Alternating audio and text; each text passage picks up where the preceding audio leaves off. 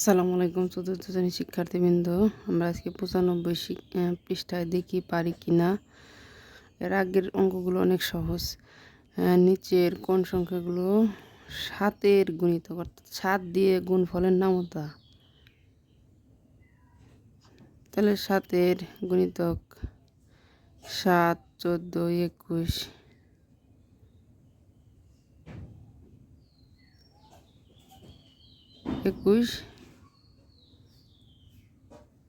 3 7 21 4 7 28।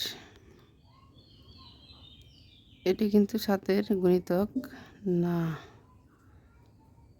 5 7 35, 6 7 42, এটাও না।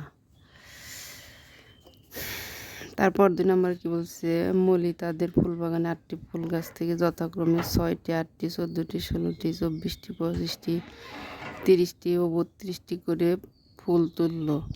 8-এর গুণিতককে তোলা ফুলের সংখ্যা কথায় লিখি। এখন আমাদের বলছে কি যে 8-এর গুণিতকে তোলা ফুলগুলোর সংখ্যা লিখি। 8-এর গুণিতক কি?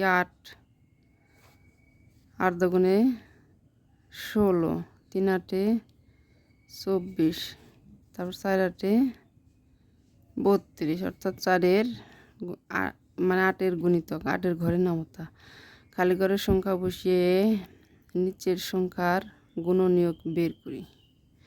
একটা দেওয়া আছে আমাদের, তাহলে আমরা যদি এভাবে বের করি, দেন 2 7 দুগুণে 1, আগে 14 কে 14, তাহলে কি 7 দুগুণে 14।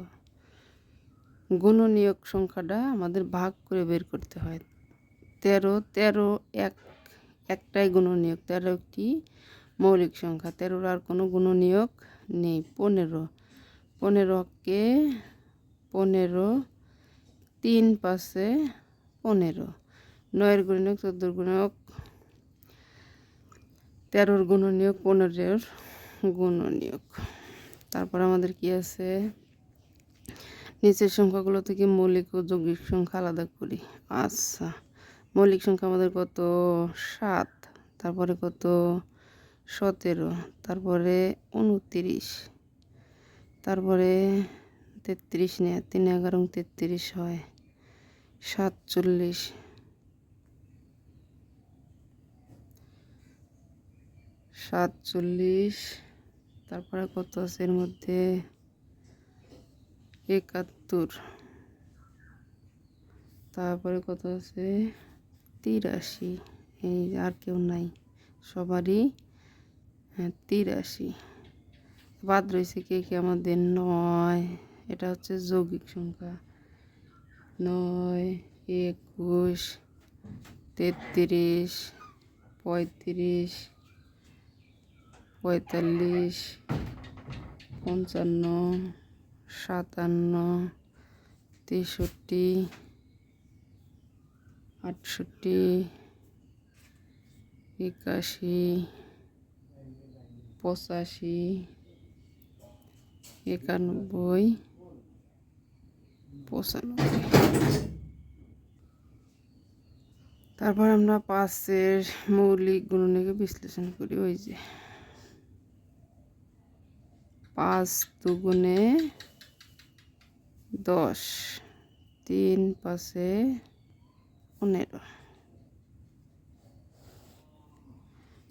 2 দ্বারা বিভাজ্য সংখ্যা কত? 12, 30, 36, 48, 50, 110, 224, 280, 312, 362, 68, 600। আর 5 দ্বারা বিভাজ্য কি?